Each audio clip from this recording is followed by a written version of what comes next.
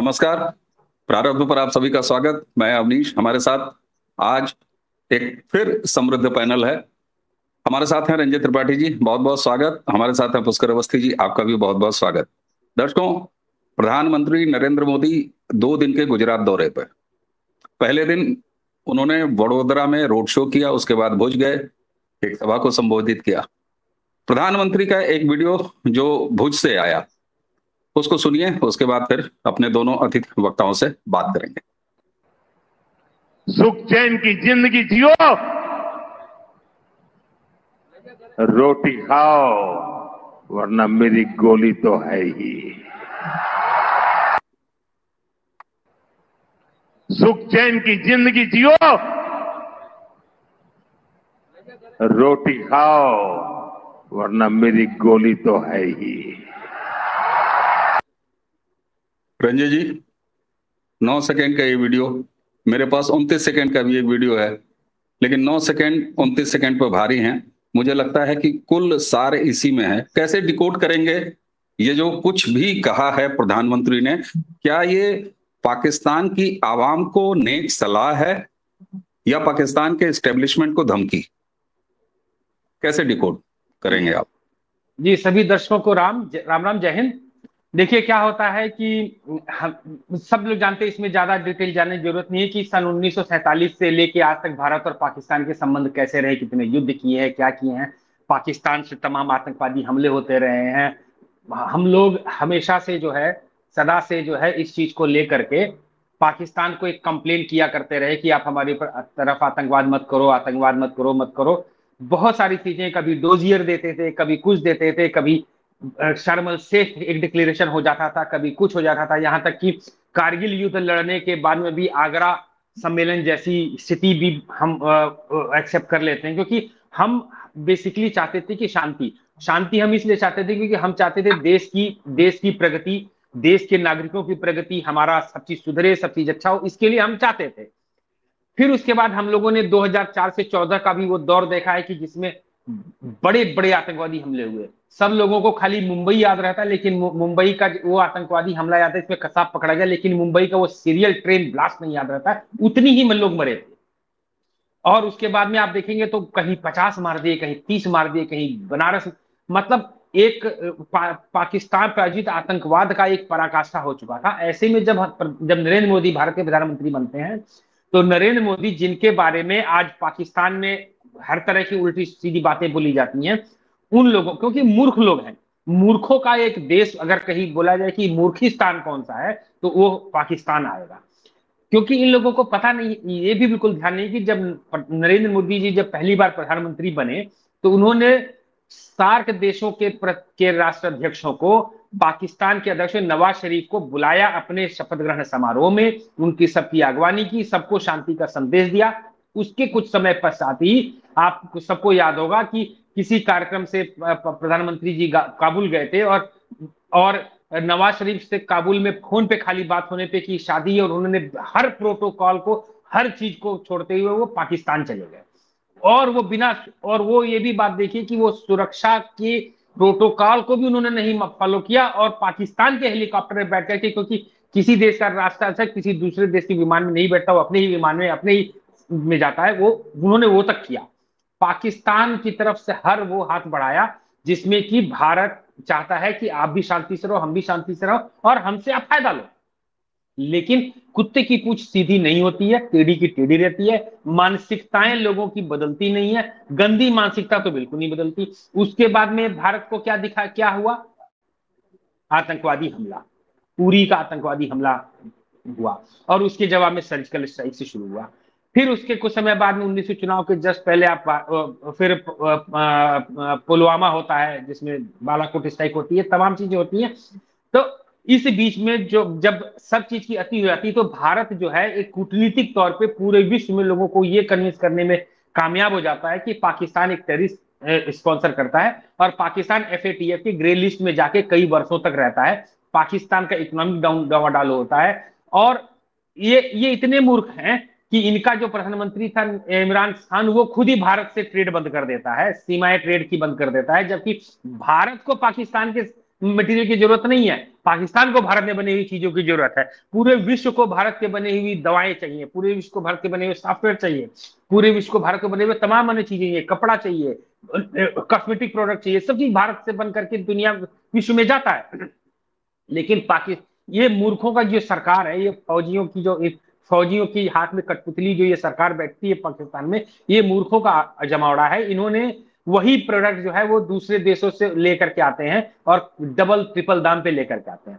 खैर एनीवे, वो पाकिस्तान की इकोनॉमी को जिसने पूरी तरीके से चकनाचूर किया। इस बीच में अगर आपको याद हो, 2019 के बालाकोट स्ट्राइक के बाद में प्रधानमंत्री ने एक बार सीधे पाकिस्तान की जनता को एड्रेस करते हुए ये भाषण दिया था कि आओ युद्ध करते हैं, आओ गरीबी के विरोध में युद्ध करते हैं। ये भाषण भी बहुत वायरल हुआ था। लेकिन इन लोगों को समझ में नहीं आती बात। इन लोगों को सिर्फ और सिर्फ नफरत, और हिंदुओं के प्रति नफरत, भारत के प्रति नफरत, ये जो नफरत होती है इनकी जो जीन में बसा पड़ा है, वो इनको कोई भी चीज ढंग का करने नहीं देती है। जिस जाहिर सी बात है, पहलगाम हुआ, पहलगाम के बाद में प्रधानमंत्री मोदी जी ने की अगुवाई में भारत की सेना ने यह दिखा दिया कि अब इनफ इज इनफ, अब इनफ इज इनफ, अब हम आपका कोई भी नॉनसेंस, कोई भी भारत के जनसंख्या की जनहानि हम बर्दाश्त नहीं करेंगे। क्योंकि भारत ने पाकिस्तान के हमले में, आपको अगर याद हो तो बेंगलोर के Indian institute of science, top class का भारत का रिसर्च इंस्टीट्यूशन, मतलब ग्लोबली रिनाउंड रिसर्च इंस्टीट्यूट, किसी समय पे रिसर्च साइटेशंस में वर्ल्ड नंबर 1 हुआ इंस्टीट्यूट, उस जगह पे टेररिस्ट अटैक हुआ था। और हमारे एक प्रोफेसर जो है उनको आतंकवादी ने गोली मार के, हमारे इतने इंपॉर्टेंट एसेट्स जो हैं, ह्यूमन रिसोर्सेज पाकिस्तान ने मारे हैं। तो अब एनफ इज एनफ। एक बार फिर प्रधानमंत्री ने, मुझे लगता है कि ये अंतिम मौका पाकिस्तान को दिया है, पाकिस्तान की जनता को सीधे ये कहते हुए कि आप आइए, शांति से जिए, भारत से शांति से रहिए और चैन की रोटी खाइए, नहीं तो फिर हमारी सेना जो है गोली आपके ऊपर, आपकी आतंकवादी ठिकाने के ऊपर में गोली मारने के लिए तैयार। और पाकिस्तान में सेना ही आतंकवाद है और आतंकवादी ही सेना है, क्योंकि पाकिस्तान में ही नारा लगता है ये जो दहशतगर्दी है इसके पीछे वर्दी है। ये खुला है, कोई ढका छुपा नहीं है। जी बिल्कुल ठीक बात है। आपने जो अंतिम बात कही ना कि पाकिस्तान में पाकिस्तान की सेना ही आतंकवादी है और आतंकवादी ही पाकिस्तान की सेना है, मुझे लगता है कि इससे बेहतर ये वन लाइनर और कुछ हो नहीं सकता। पुष्कर दा, मैं आपके पास आऊंगा और आपको एक दूसरी तस्वीर दिखाऊंगा। मैं ये चाहूंगा, प्रधानमंत्री ने भुज पे जो बोला है वो तो आप एड्रेस करें ही, लेकिन सोफिया कुरैशी, कर्नल सोफिया कुरैशी, ये हमारे सभी दर्शकों को याद हो। और कल प्रधानमंत्री भुज से पहले बड़ोदरा में उन्होंने एक रोड शो भी किया, और रोड शो जब उन्होंने किया तो रोड के किनारे, जैसे हर रोड शो में पीएम के लोग खड़े रहते हैं, ये जो आपको तस्वीर दिखाई दे रही है दर्शकों, इसमें सोफिया कुरैशी का पूरा परिवार है। सोफिया कुरैशी की जुड़वा बहन शाइना सुनसारा, उन्होंने क्या कहा, मैं खुद एक महिला हूं, मैं इस बात को महसूस कर सकती हूं कि प्रधानमंत्री मोदी ने महिलाओं को कितना ऊपर उठा दिया है। ये जुड़वा बहन है, अब भाई भी कहां पीछे रहते। हालांकि इनके माता, इनके पिता और भाई ने कहा कि प्रधानमंत्री को सामने देखना बहुत गर्व का पल था, और प्रधानमंत्री ने कुछ संकेत में बातें भी की। सवाल ये होता है कि प्रधानमंत्री के बारे में मैं एक चीज कहता हूं कि कौन सी बात कहां कैसे कही जाती है, हो सलीका तो हर बात सुनी जाती है। प्रधानमंत्री व्यक्तियों का चुनाव, चाहे वो आप थरूर को देख लीजिए, ऑल पार्टी डेलीगेशन देख लीजिए, चाहे आर्मी ब्रीफिंग ऑपरेशन सिंदूर की वो देख लीजिए, और उसके बाद जिस तरीके से सोफिया कुरैशी का परिवार और बाकी सब, ये कैसे देखते हैं आप? और साथ में जरा सा वो बताइएगा, भुज से जो उन्होंने कहा रोटी और गोली, ये क्या है? चलिए, पहले तो आपके पहले प्रश्न का जो उत्तर दे देता हूं। जो आपने कर्नल सोफिया कुरैशी और उनका परिवार, ये सिंबॉलिज्म है जिसके माहिर स्वयं हमारे प्रधानमंत्री नरेंद्र मोदी जी, जिस तरह ऑपरेशन सिंदूर की ब्रीफिंग के वक्त जो है सबसे पहले भारतीय जनता ने जो है सोफिया कुरैशी का चेहरा देखा था, तो पहली बार पता लगा कि कॉम्बैक्ट उसमें भी जो है भारतीय महिलाएं इस उच्च पद पे हैं। ज्यादातर लोगों को इसका एहसास सामान्य जन को नहीं था। ऑपरेशन सिंदूर था, औरतों के भावना जुड़ा था, तो उसमें से एक मातृत्व कह लीजिए, एक स्त्रीत्व का जो उन्होंने चयन किया, गुण चुना था, उसी को उन्होंने अपनी शक्ति बनाया। इसीलिए सोफिया कुरैशी मुसलमान होते हुए थी, जो दूसरी तरफ जो है एक हिंदू जो एफ फोर्स की थी, वो थी विंग कमांडर।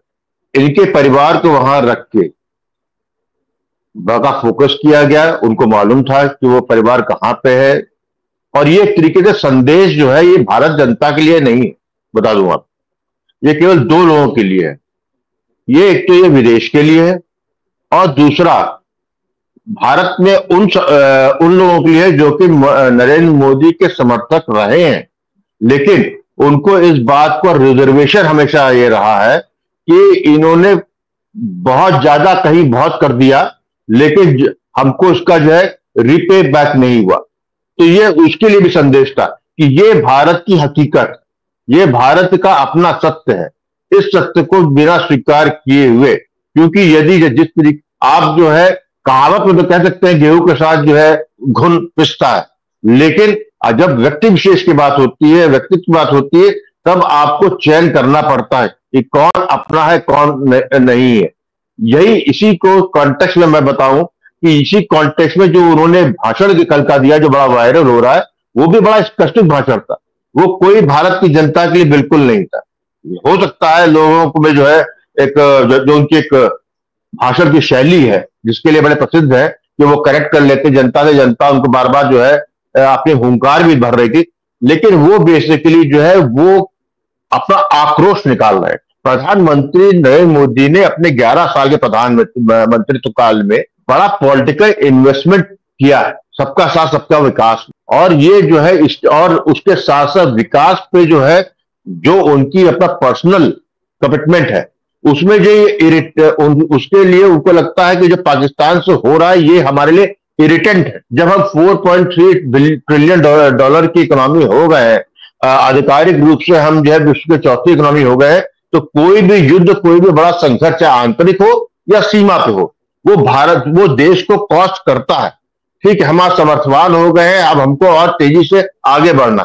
ऐसे में इनका आक्रोश यह है, देखिए बड़ा स्पेसिफिकली उन्होंने पाकिस्तान की जनता को एड्रेस किया, वहां के युवाओं को, नई जनरेशन को किया। क्यों उन्होंने इसलिए किया है? उनको अच्छी तरह मालूम है कि जो उनके आका है, चाहे सेना हो चाहे राजनीतिक पक्ष हो, राजनीतिक पक्ष जो उनका है पॉलिटिकल पाकिस्तान का, उसकी अपनी कोई बिना आर्मी के, बिना सेना के कोई हैसियत ही नहीं है।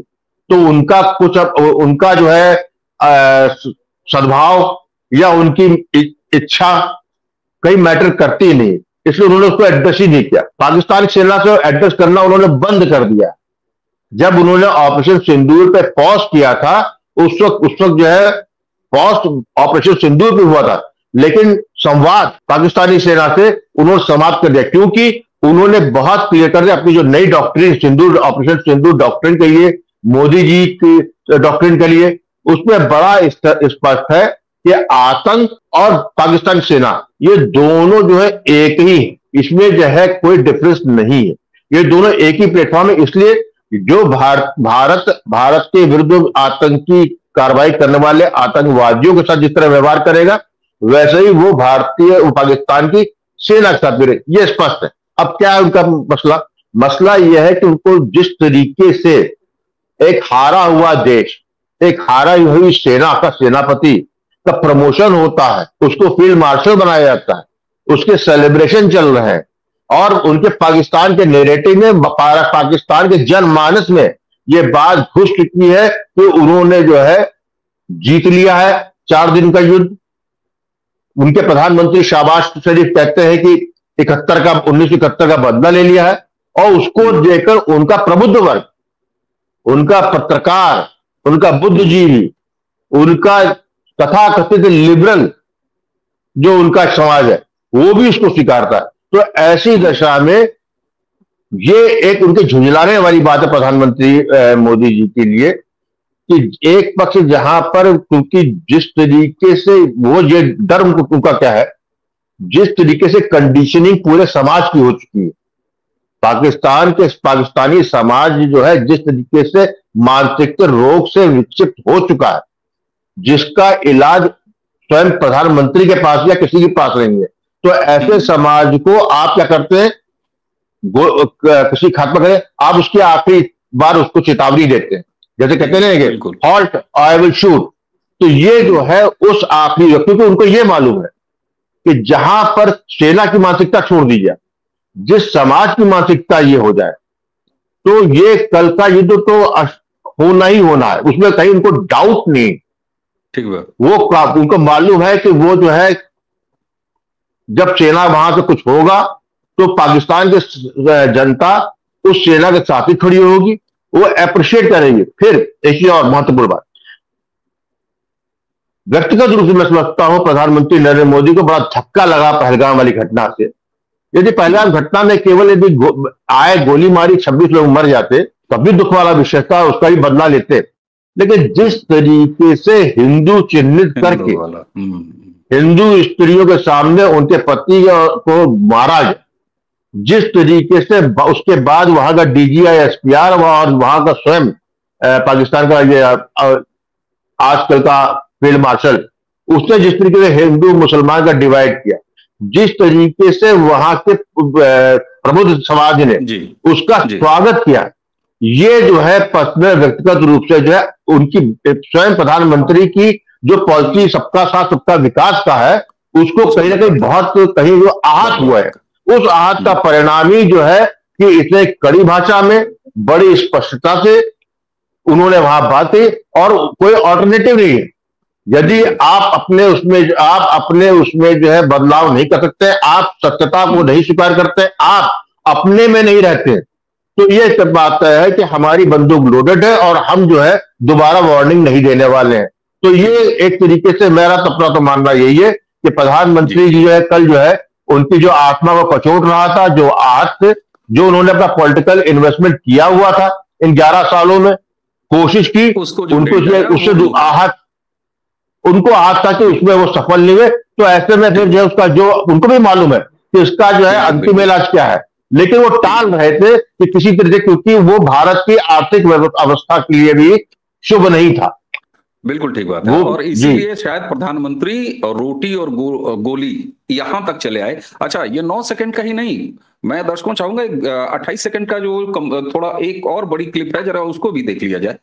आतंक की बीमारी से मुक्त करने के लिए पाकिस्तान के अवाम को आगे आना होगा, को आगे आना होगा। पाकिस्तान को आतंक की बीमारी से मुक्त करने के लिए पाकिस्तान के अवाम को आगे आना होगा, पाकिस्तान के नौजवानों को आगे आना होगा। सुख चैन की जिंदगी जियो, रोटी खाओ, वरना मेरी गोली तो है ही। ये जो एक चीज आई ना कि सीधे वो एड्रेस कर रहे थे। अब मैं चाहूंगा कि बिल्कुल हम लोग बातचीत के अंतिम दौर में है, क्लोजिंग टिप्पणियां आप दोनों की, और मैं बिंदु आप दोनों को दे रहा हूं कि आपने जैसे कहा रंजय जी कि ये पाकिस्तान को एड्रेस कर रहे थे और सुनाई भी दे रहा है, पुष्कर दा ने कहा कि ये इंटरनेशनल बिरादरी को और पाकिस्तान को एड्रेस कर रहे थे। मेरा एक सवाल है, 2.5 मोर्चे से जो आधा मोर्चा भारत में है और जो भी लगभग इसी तबीयत का है, वो देश के प्रगति में योगदान नहीं करेगा, नेगेटिव माइंडसेट रखेगा, सड़क पर उतरेगा, राष्ट्रीय संपत्तियों को नुकसान पहुंचाएगा, हर तरह की विघटनकारी करेगा और पाकिस्तान की भाषा बोलेगा। कांग्रेस भी इसी जमात में आधे मोर्चे में शामिल है। ये क्या उनको भी सुना रहे थे? रंजय जी, पहली टिप्पणी आपकी, फिर पुष्कर दा। देखिए, अगर किसी को उस 2.5वें मोर्चे से शक हो तो वो उसने, जाहिर सी बात है कि उसने 6 तारीख से लेकर के और 10 तारीख के बीच की किसी भी मामले को सही से फॉलो नहीं किया है। इसमें बहुत सारे चेहरे ऐसे हैं जो कि 6 से लेके 10 के बीच में नंगे हो गए और 10 से लेके आज तक लगातार वो लोग नंगे होते चले आ रहे हैं।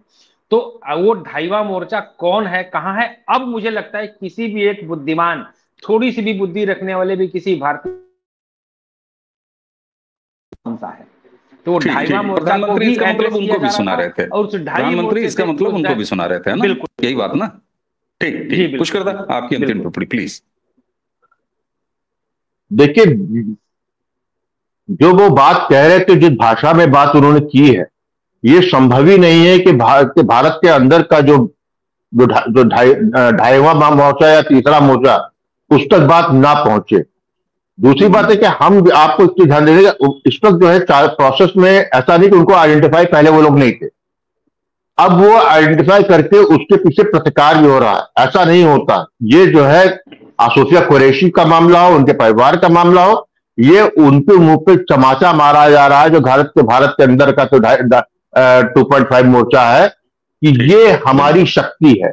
और ये जब शक्ति होगी, एक तरफ शक्ति ये है, दूसरी तरफ शक्ति आपका जो है वो ऐसी है जो मुस्लिम मिडिल ईस्ट में जो है आपका इस बात कर रहा है, तो ये उनका है। उनको देखिए, यहां पर ये आता है, ओवैसी एक राजनीतिक व्यक्ति है, राजनीतिक व्यक्ति से राजनीतिक भाषा में राजनीतिक तरीके से बदले, लेकिन उस सीमा को तोड़ते हुए यदि कोई हिंदू है, चाहे मुसलमान हो, चाहे ईसाई है, चाहे सिख हो, उसका जो है अंत जो है वही होगा जो पाकिस्तान का उन्होंने दिया है। वहां भी बंदूक लोडेड है मामला, वहां सीमा पे गोली चलती है। यहां पर जो आंतरिक जो कार्रवाई जिस तरह की होनी है, मैं बराबर, क्योंकि जितनी बातें उसमें चर्चा नहीं हो रही है, सरकार उस पर ज्यादा बात नहीं कर रही है, लेकिन तभी बातें सामने आ रही है, तो वहां पर भी वैसे ही प्रोसेस। और मैं समझता हूं भविष्य में सबसे बड़ा जो घात लगने वाली है वो भारत के अंदर बैठे हुए उस मोर्चे पर लगने वाली है, जो तथाकथित चाहे बुद्धिजीवी वर्ग हो, चाहे प्रबुद्ध वर्ग हो, राजनीतिक वर्ग हो, या यूट्यूब इन्फ्लुएंसर हो, ये स्पष्ट रूप से दिख रहा है।